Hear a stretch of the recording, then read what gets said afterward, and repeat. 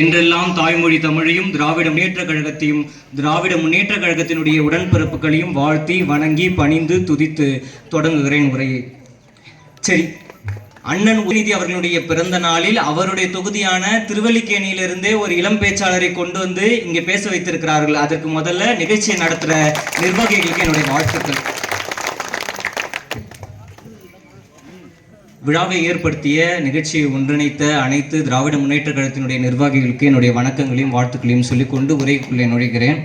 முதல்ல உங்களுக்கு எல்லாருக்குமே நான் சொல்றேன், எங்களுடைய திராவிட முன்னேற்ற கழகத்தினுடைய கருத்தியலை உங்களுக்கு நான் முதல்ல புரிய வைக்கிறேன். எல்லோரும் எல்லாமும் பெற வேண்டும், இங்கு இல்லாதோர் இல்லாத நிலை வேண்டும், வலியவர் எளியவரை அடக்குதல் அடிமையாக்குதல் ஒழிதல் வேண்டும், மக்கள் உள்ளன்போடு பழகுதல் வேண்டும், ஒற்றுமையாக வாழ்தல் வேண்டும் என்ற அடிப்படை திராவிட சித்தாந்தத்தை முன்னெடுத்து சென்று கொண்டிருப்பதுதான் எங்களுடைய திராவிட முன்னேற்ற கழகத்தினுடைய டிராவிடியன் மாடல் ஆட்சி. இப்ப என்ன தெரியுமா சொல்றேன், கழகத்தினுடைய புகழ் பேசலாம் விரும்பல. எங்களுடைய கழகம், எங்களுடைய திராவிட முன்னேற்ற கழகம் உங்களுக்கு தந்த திட்டங்களுடைய பயன் அதை சொல்ல விரும்புறேன். இந்த ஸ்கீம்ஸ்லாம் நீங்க உங்களுக்கு தெரிஞ்சுக்கணும், இதன் மூலியமா நீங்க பயன்பெறணும்ன்றதை மட்டும் நான் சொல்ல விரும்புகிறேன். அதை நீங்க எல்லாருமே என்ன பண்ணுங்க, தெரிஞ்சுக்கோங்க. எங்களுடைய கழகம் என்ன திட்டம் கொண்டு வந்திருக்கு, எங்களுடைய ஆட்சி என்னென்ன திட்டங்கள் கொண்டு வந்திருக்கு அப்படின்னு. நீட்னு ஒரு தேசியமயமாக்கப்பட்ட தேர்வு, 12th பயோமேக்ஸ் எடுத்திருக்க, அதாவது அறிவியல் பாடம் எடுத்திருக்க பிள்ளைங்க நீட்ன்ற ஒரு தேர்வு எழுதினா மட்டும்தான் மாணவர் மருத்துவராக முடியும் அப்படின்னு சொல்றாங்க இல்லையா?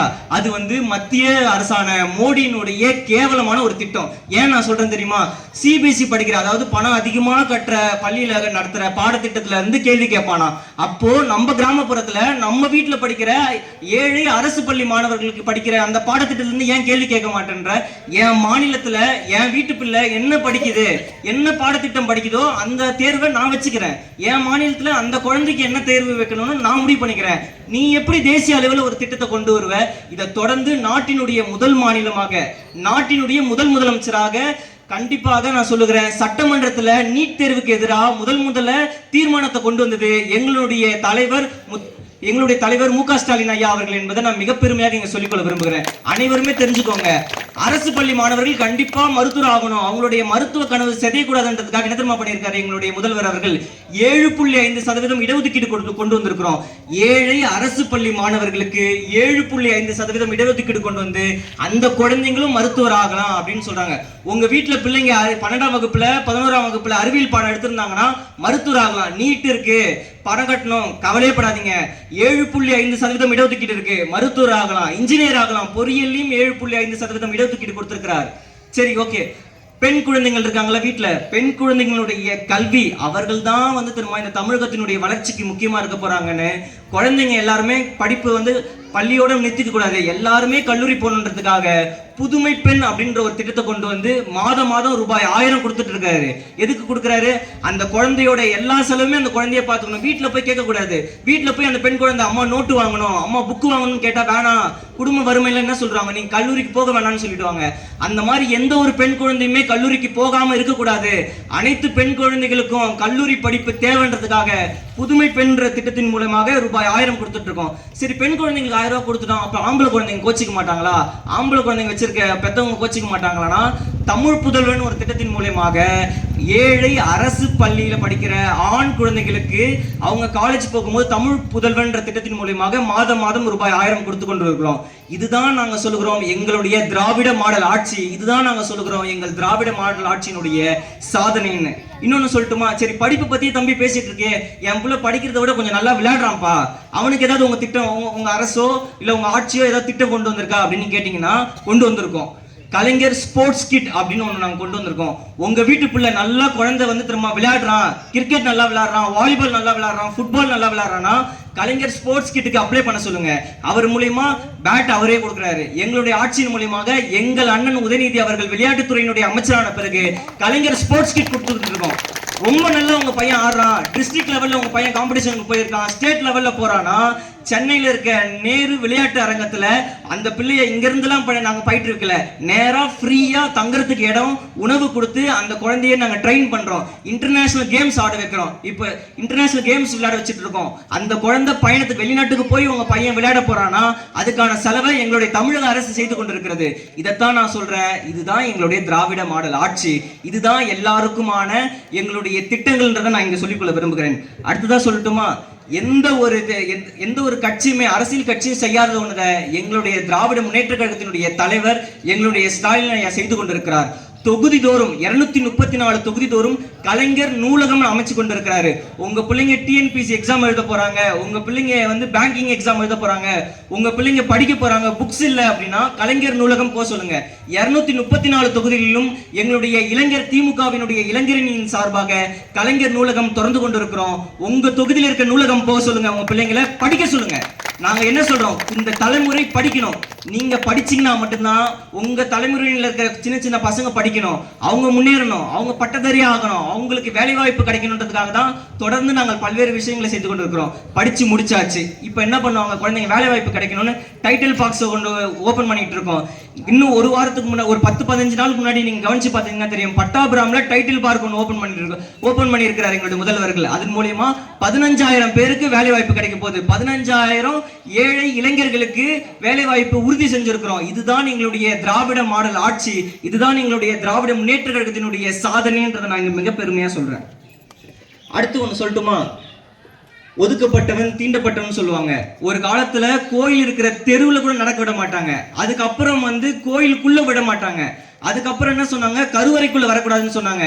ஆனா அனைத்து சாதியினரும் அர்ச்சகர் ஆகலாம்ன்ற ஒரு அற்புதமான திட்டத்தை கொண்டு வந்து யார் வேணாலுமே அர்ச்சகர் ஆகலாம். நீ எப்படி எங்களை ஒதுக்குவ, நீ எப்படி ஒதுக்குவ, நீ என்னை எப்படி தாழ்த்தப்பட்டவன் சொல்லுவ, நான் கொண்டு வரேன் திட்டத்தை, உள்ளவா நீ பூஜை பண்ணுவா, யார் வேணா பண்ண, நீ எப்பறம் ஒரு நூலை போட்டு வந்து சொல்லுவ, ஒரு சைட்ல ஒரு நூலை போட்டுட்டு வந்து நீ சொல்லிட்டீங்கன்னா நாங்க கேட்டுக்கணுமா? நீ காலங்காலமா நீங்க அடிமைப்படுத்துவ, நாங்க கேட்கணுமா? அனைத்து சாதியினரும் அர்ச்சகர் ஆகலாம் என்ற ஒரு அற்புத திட்டத்தின் மூலமாக எல்லாரும் சமம் என்ற எங்களுடைய தந்தை பெரியாரினுடைய கொள்கையை இன்னைக்கு நிரூபித்து காட்டியிருக்கிறார் எங்களுடைய மக்களினுடைய முதல்வர். எல்லாம் தெரிஞ்சுக்கோங்க, இதுதான் திராவிட மாடல் ஆட்சியினுடைய சாதனைன்ட்டு. அதுக்கடுத்து ஒன்று சொல்லட்டுமா, எங்க நீங்க போனீங்கன்னாலும் பிரைவேட் ஹாஸ்பிட்டல்ஸ்ல ஹார்ட் அட்டாக் வந்த பேஷண்ட்ஸ்க்கு, கார்டியக் அரெஸ்ட் வந்த பேஷண்ட்டுக்கு ஆஞ்சியோகிராம்னு ஒன்று பண்ணுவாங்க. டிவிலாம் பார்த்துருப்பீங்க, ஆஞ்சியோகிராம், ஆஞ்சியோபிளாஸ்டின்னு. ஆனா நான் சொல்றேன், இந்தியாவிலேயே தமிழ்நாட்டில் மட்டும்தான் கவர்மெண்ட் ஹாஸ்பிட்டல்ஸ்ல ஆஞ்சியோகிராம் பண்ற வசதி வந்து ஃப்ரீயா பண்ணி கொடுத்துட்டு இருக்கோம். ஃப்ரீயான எப்படி தெரியுமா, முதலமைச்சரினுடைய விரிவான காப்பீடு திட்டத்தின் மூலமா.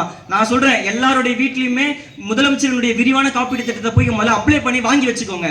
உங்க வீட்டுல எது வந்தாலுமே, எந்த ஒரு பிரச்சனை வந்தாலுமே, மருத்துவ ரீதியா உங்களுக்கு எந்த ஒரு சிக்கல் வந்தாலுமே, எங்களுடைய மக்களின் முதல்வர் தந்த மருத்துவரினுடைய முதலமைச்சரினுடைய விரிவான காப்பீடு திட்டத்தின் மூலமா நீங்க இலவசமா மருத்துவ சிகிச்சை வாங்கிக்கலாம்.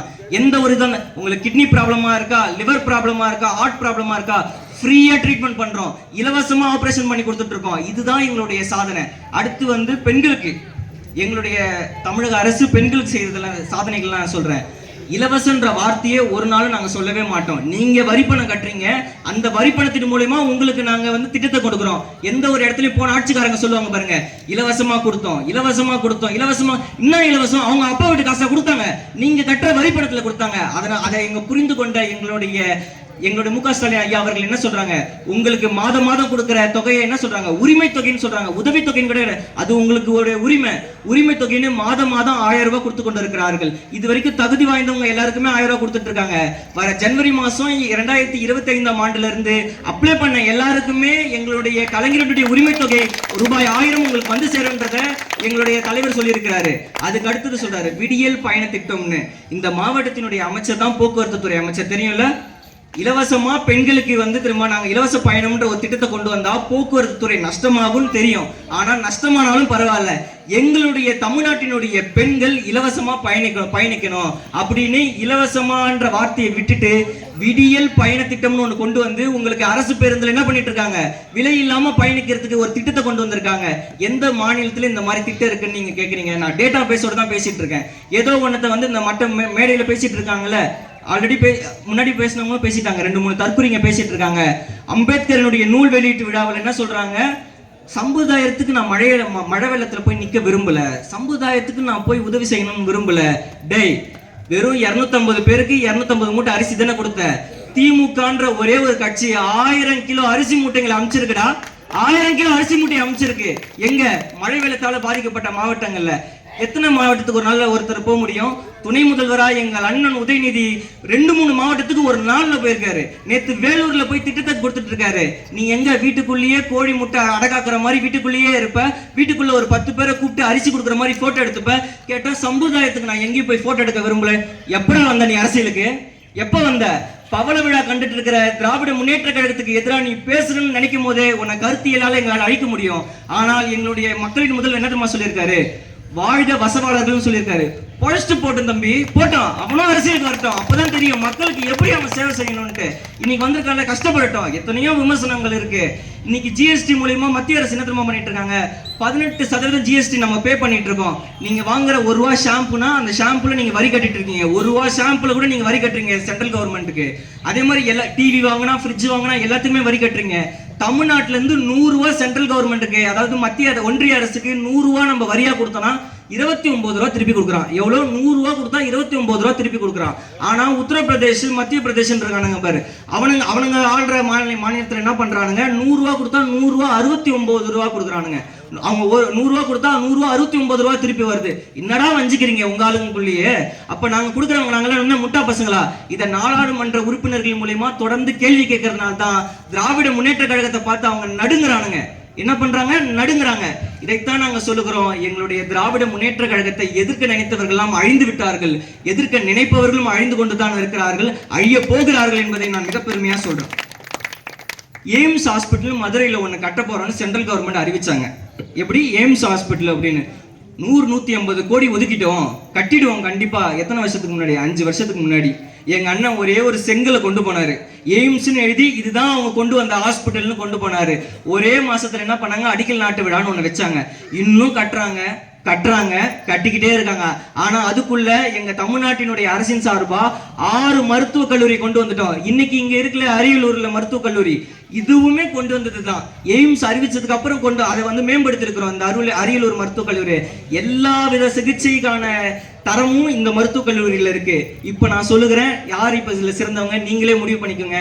2026ல யாருக்கு நீங்க ஓட்டு போடணும், உதயசூரியன் சின்னத்துக்கு தான் நீங்க ஓட்டு போடணுன்றத இதன் மூலியமாவே நீங்க தெரிஞ்சுக்கலாம். கண்டிப்பா அதுக்கடுத்து ஒண்ணு கொண்டு வந்திருக்காங்க, நியூ எஜுகேஷன் பாலிசி அப்படின்னு ஒன்று கொண்டு வந்திருக்காங்க இந்த மத்திய அரசு. அப்படின்னா என்ன தெரியுமா? புதிய தேசிய கல்விக் கொள்கை அப்படின்னு கொண்டு வந்திருக்காங்க. அது மூலியமா என்ன அர்த்தம் தெரியுமா? 3 வயசு குழந்தைக்கு அம்மான்ற வார்த்தை அப்பதான் வாயில வந்திருக்கும். ஆனா அவனுக்கு என்ன சொல்றானுங்க? 3 வயசு குழந்தை எல்கேஜின்னு ஒன்று உள்ள வரும்போதே இந்திய கட்டாயமா படிக்கணும்னு சொல்றானுங்க. எப்படி? நம்ம தாய்மொழிய, நம் செம்மொழிய, நம் தமிழ் மொழிய வீட்டு பாடம்ன்ற ஒரு இடத்துல கொண்டு வந்து வீட்டு மொழின்ற இடத்துல வச்சு அழிக்க பாக்குறானுங்க. இந்தி மொழியை கட்டாயம் பாக்குறானுங்க. என் தாய்நாட்டுல என் தாய்மொழியை பேசக்கூடாதுன்னு சொல்றதுக்கு நீ யாருடா அப்படின்னு கேட்கிற விதமா சட்டமன்றத்துல முதலமைச்சரா, நாட்டுல யாருமே எதிர்த்து பேசல. இத முதலமைச்சரா சட்டமன்றத்துல இதுக்கு எதிராக தீர்மானம் நிறைவேற்றியது எங்களுடைய திராவிட முன்னேற்ற கழகத்தினுடைய அரசு, எங்கள் திராவிட முன்னேற்ற கழகத்தினுடைய முதல்வர் மு.க. ஸ்டாலின் ஐயா அவர்கள் என்பதை மிக பெருமையாக சொல்கிறேன். இதுதான் நான் சொல்றேன், தெரிஞ்சுக்கோங்க. உங்களுடைய பிள்ளைங்க படிக்க கூடாது, உங்க பிள்ளைங்க டாக்டர் ஆகக்கூடாது, இன்ஜினியர் ஆகக்கூடாது, நல்லா படிக்க கூடாது, அவங்களுடைய வாழ்க்கை தரம் முன்னேறக்கூடாதுன்றதுதான் இந்த ஒன்றிய அரசினுடைய திட்டம். ஆனா இதற்கு எல்லாத்துக்குமே மாறாக உங்களுடைய வாழ்வில் உயர வேண்டும் என்பதற்காக தொடர்ந்து பல்வேறு திட்டங்களை நாங்கள் கொண்டு வந்திருக்கிறோம். அதனாலதான் இந்த தெருமுனை கூட்டம் என்ன சொல்றோம்? எங்களுடைய கழக ஆட்சியினுடைய சாதனைகளை விளக்குகின்ற பொதுக்கூட்டம். எங்கள் அண்ணன் இந்த சாதனைகளை கொண்டு வருகிற எங்களுடைய அண்ணன் உதயநிதி அவர்களுடைய பிறந்த நாளில் தான் இதை செய்யணும்னு இந்த நிர்வாகிகள் இந்த நிகழ்ச்சியை ஏற்பாடு பண்ணியிருக்காங்க. அதுக்கே நீங்க எல்லாருமே தனித்தனியா வாழ்த்துக்கள் சொல்லணும். ஏன்னா இதன் மூலியமா தான் இந்த திட்டங்களை நான் உங்ககிட்ட சொல்லி கொண்டு போய் சேர்க்க முடியுது. எல்லா திட்டங்களையும் நீங்க தயவு கூர்ந்து என்ன பண்ணிக்கோங்க, உபயோகப்படுத்திக்கோங்க. தமிழக அரசு எண்ணற்ற திட்டங்களை உங்களுக்காக உங்கள் முன்னே கொண்டு வந்து அடுக்கி கொண்டிருக்கிறது, உபயோகித்துக் கொள்ளுங்கள் என்று கூறி விடைபெறுகிறேன். நன்றி, வணக்கம்.